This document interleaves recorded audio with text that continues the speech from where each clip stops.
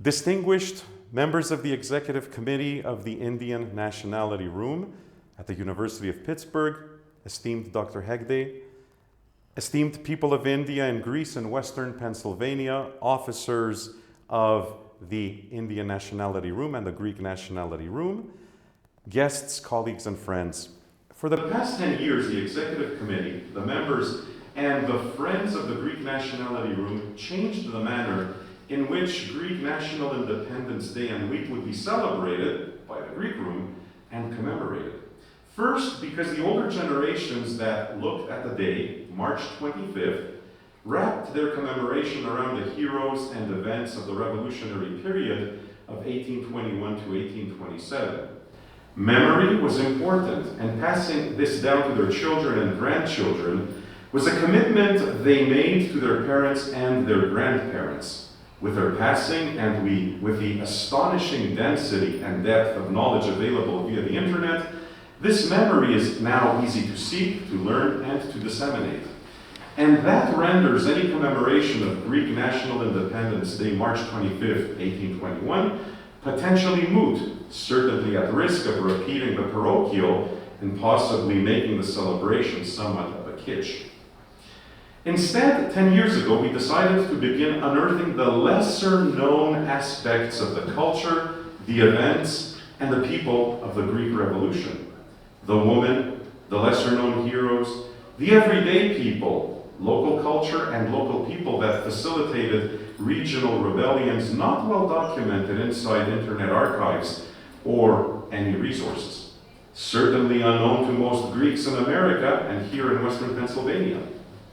Most important to us was to begin uncovering the lesser-known Philhellenes, the friends of the Hellenes, people in lands distant from the geography that was at that time referred to as Greece. As we uncovered those people, we began celebrating their descendants who live in Western Pennsylvania. First, to raise awareness of the heroism of their ancestors. Second, to commemorate how they came to participate directly and indirectly in the struggle for Greek independence. And third, and most importantly, to use this to initiate the building of a foundation and a bridge to foster educational activities that would facilitate an intercultural exchange and visits to Greece and those countries.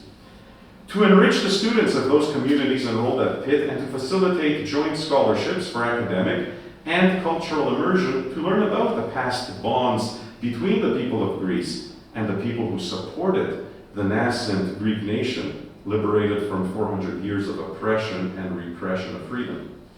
As we celebrated and recognized the Philhellenes of France, Great Britain, Switzerland, Russia, and Italy in years past, this year we chose to celebrate and recognize the Philhellenes of India, a theme that very few know about here in America, certainly here in Western Pennsylvania. And therefore today we assemble to kick off this celebration and to recognize the Philhellenes of India through the people of India of Western Pennsylvania, and more specifically through the leadership and the membership of the Indian Nationality Room here at the University of Pittsburgh. Distinguished members of the Executive Committee of the Indian Nationality Room, and esteemed people of India and Greece and Western Pennsylvania, officers of the Nationality Room and Intercultural Exchange Program at the University of Pittsburgh, colleagues and friends. It is a pleasure to speak today about a remarkable and often overlooked chapter of history, the connection between Greece and India, especially Bengal. At first glance, these worlds may seem far apart, yet in the 19th century they were linked not only by trade and empire, but also by ideas, culture, and sympathy. In 1825, the Greek diplomat Alexandros Mavrokordatos argued to George Canning that Greek independence was not merely a local matter. A free Greece, he suggested, would help protect wider strategic and commercial routes reaching India. This was an important argument in its time, but the connection between Greece and Bengal was more than strategic. It was deeply human. In Calcutta and Dhaka, there was a thriving Greek community, merchants, priests, teachers, and community leaders who formed a living bridge between the Eastern Mediterranean and Bengal. During the 18th and 19th centuries, the Greek presence in Bengal was especially strong. In Western Bengal alone, the community included around 120 families, many of them from Eastern Thrace and Adrianoupoli. Among the leading figures were Konstantinos Pantazis, a prominent merchant and president of the community, Petros Protopapas, another prominent merchant, and Ioannis Loukas, a prosperous trader and trustee of the Greek Church. Religion stood at the center of communal life. In Calcutta, Greeks gathered at the Church of the Transfiguration. In Dhaka, the Church of St. Thomas was built in 1821, mainly for Christianized Indians. This detail is important because it shows that the Greek community was not closed in on itself. It was engaged with the society around it. At the same time, Bengal became a place of intellectual exchange. Greeks and Indians interacted in a vibrant cultural environment, and one especially fascinating area of interest was the relationship between ancient Greek and Sanskrit. Several important figures stand out here. Raja Ram Mohan Roy, one of the leading figures of the Bengali Renaissance, was known to read and write Greek. Henry Louis Vivian de Rosio, one of India's national poets, taught Homeric poetry and Greek history in Calcutta and was inspired by the Greek struggle for freedom. And this year, we commemorate the bicentennial of his fiery poem, The Address to the Greeks, inspiring Greece's struggle for independence, as well as a vehicle to inspire the movement of freedom among his students. Khetro Mohun Mukherjee translated Oliver Goldsmith's History of Greece into Bengali for Indian schools, and Dimitrios Galanos, the great Greek scholar in Benares, became one of the most powerful symbols of the intellectual link between Greece and India. This cultural admiration soon found political expression. In 1823, the Philhellenic Society of Calcutta was formed in support of the Greek War of Independence. It brought together a strikingly diverse group of people, British, American, Chinese, and Indian participants, showing that the Greek cause had become an international cause. Its efforts were strengthened by Nikolaos Kefalas, a scholar and captain who came to India to raise funds for the Greek struggle. His mission was highly successful. He collected 25,380 rupees, a very substantial amount for the time, and transferred those funds to London in support of the revolution. Support also came from Sahibzada Sayyid Sharif Ghulam Muhammad Sultan Khan Sahib, a son of Tipu Sultan of Mysore. This tells us that Philhellenism in Bengal crossed lines of nationality, religion, and background. We should also remember the practical challenge of the support. In the age before steamships, news traveled slowly. Reports of battles and victories in Greece reached Bengal only after long delays. When people in Calcutta read about Missolonghi or Greek naval successes, the events had often happened many months earlier. Their solidarity was therefore not immediate or fashionable. It was steady, thoughtful, and rooted in conviction. What is equally striking is that this connection did not disappear with the 19th century. In the late 20th century, it returned in a new form, through what we may call spiritual Philhellenism. In 1988, the linguist Ashit Chakraborty founded the Greek club Kikros in Calcutta to preserve and share Greek culture. He wrote essays on Greek themes, translated major Greek tragedies into Bengali, and produced an important translation of Dionysios Solomos' Hymn to Liberty, whose words are the same words of the Greek national anthem. Through the publication Parthenon, and through cultural events such as Greek Days, he and his collaborators kept alive the conversation between Bengal and Greece. This continuity matters. It shows that the relationship between our two cultures was not and is not a passing curiosity. It was sustained across generations, first through trade and religion, then through scholarship and political sympathy, and later through translation and cultural exchange. So what does this history teach us? It teaches us that Greece and India were connected not only by historical circumstance, but by something deeper, a shared respect for learning, for freedom, and for cultural memory. The Greek diaspora in Bengal did more than preserve its own identity. It helped create a space where ideas could travel, where solidarity could cross oceans, and where one people's struggle could be understood by another. From the merchants and priests of Calcutta to the Indian intellectuals who studied Greek literature, to the supporters of the Greek Revolution, and finally to modern scholars such as Ashit Chakraborty, this is a story of enduring friendship. It is truly a story of bridges to the heart. At this time, I would like to invite Dr. Hegde and the members of the Executive Council who could be present today from the Indian Nationality Room to come to this podium in order to receive our commemorative plaque honoring the Philhellenes of India and the people of India of Western Pennsylvania. This as a start to build a foundation that will facilitate common events, common projects, and that can also serve as a bridge between Western Pennsylvania, India, and Greece for students and scholars to travel and learn, and other objectives locally that promote this intercultural exchange.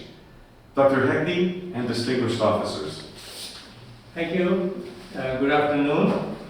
During this 200-year centennial celebrations of nationality rooms at the University of Pittsburgh Historic Cathedral of Learning, we, Nidhi Gangwar, member, India Nationality Room Committee, and I, chair of our India Nationality Room Committee, are pleased to be here. We thank our founding members of India Nationality Rooms, of course. Further, we thank Greek Nationality Room Committee members and the chair, Nick Giannopoulos, I hope I said it right, for organizing this event in recognition of India's contribution for Greece's independence movement. I request Nidhi to present historical contributions of India to Greek independence. Nidhi. Good afternoon, everyone. It's a pleasure to learn and continue to learn more about Indo-Greek friendship through the ages and today. So Greece and India, two ancient cultures separated by, I think, 5,000 miles of ocean and 4,000 miles of land, and yet the presence of Greece in everyday Indian life continues till today. Let me give you a few examples.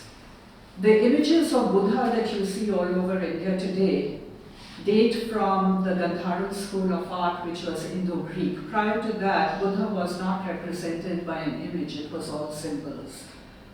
There's a very popular boy's name called Milind, which actually is from Menander I, who was an Indo-Greek king. And the Milind Panha, or the questions of Milind, are a key part of Theravada Buddhism.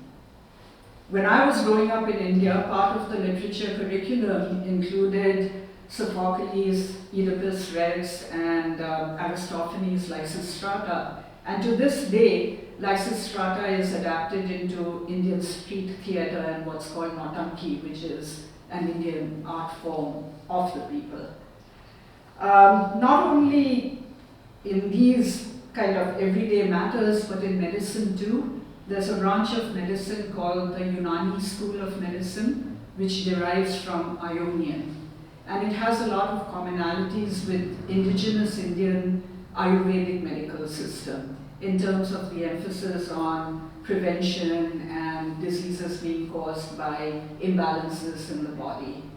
And last but not least, there are philosophical connections as well. So Greek Stoic philosophy and Hinduism's Advaita school, which is perhaps best symbolized by the Bhagavad Gita's teachings, share a lot in common as well. So given all these connections, it's not surprising that when the Greek War of Independence was being fought in the 1820s, it found a very receptive audience among Indians who also saw in it part of their own struggles. And the first people who come to mind as the Philhellenes are the members of the Young Bengal movement, led by Durazio, but there were many prominent members. And they were actually the intellectual bridge where the spirit of Greece first ignited the Indian quest for freedom as well. And they owe a debt to Demetrius Galanos, who was actually the reverse of a Philhellene. He was a Greek person who was fascinated by Indian philosophy and culture. He was an Indologist who translated many of the old Sanskrit Hindu works into Greek and thereby kind of made it accessible to both Indians and Greek people.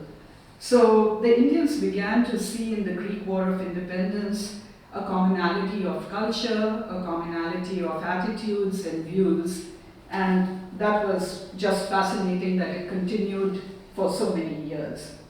Raja Ram Mohan Roy, key figure in the Bengal Renaissance, was a speaker of Greek. He read Greek texts in the original. There was another person called Ishwar Chand Vidyasagar, who also was part of the Bengal Renaissance, and he took many Greek ideas, especially pertaining to education, justice, religious and political liberty, and applied them to Bengal. And this continued till about the late 1800s. The Indian National Congress was founded in 1885, which is now decades after the Greek War of Independence, but still they used many ideas from the Greek model and used that to fight the British. So first and foremost was British hypocrisy, as they called it, that Britain supported Greece in its fight against the Ottoman Turks, but wouldn't support India in its own quest for freedom. So they turned that argument against the British. They also used the similarity of ancient cultures, which occasionally had fallen into decline, but a very rich heritage in both countries that made it clear that the people were worthy of self-rule. They did not need a foreign colonial power, either the Ottoman Turks or the British, telling them what to do. They took the ideas of public advocacy. The Greek cause was partly won through a war of information as well in London, where communications were made, publications were done. And the Indian National Congress took some of those ideas and set up an office in London and started a publication in London. Likewise with fundraising, the early members of the Indian National Congress tended to be the landed gentry and rich merchants, but seeing the way that the Greek diaspora had contributed to the Greek cause, they decided to reach out to a broader audience, and they were pretty successful in raising money through that. So in a lot of ways, the Philhellenes of India, they helped globalize the Indian mind to think about their war as a continuation of other countries' wars and to learn from how other countries had managed to win their independence. And today, there's a significant partnership between India and Greece in so many ways. The IMEC corridor, that's the India, Middle East, Europe economic corridor, that's viewed by India as a gateway to Europe. There are joint naval exercises, territorial waters discussion, and there's increased bilateral trade. Lots of flights now from Delhi and Mumbai directly to Athens. Tourism is being encouraged. And I'm sure you've all heard of the Indian film industry, Bollywood, but they love to shoot in Santorini and Crete. So in all ways, this cooperation is continuing, which is a wonderful thing.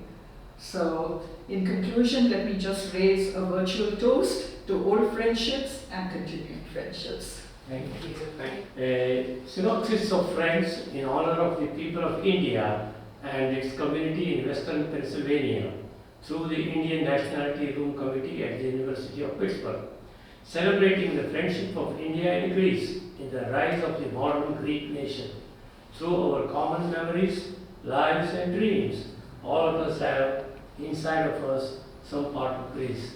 God It's bless beautiful. God bless. It's beautiful. Thank you. Fly over here to the camera.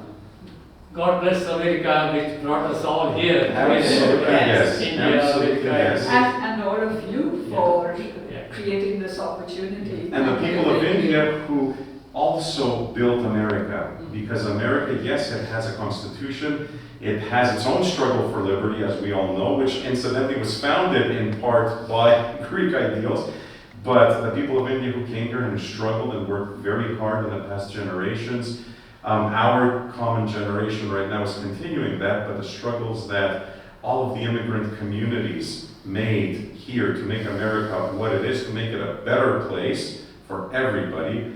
And in this, the people of India played such an important role in the founding of modern America, and certainly the continuation of the virtues and the ideals of what the founding fathers of America had established for us to go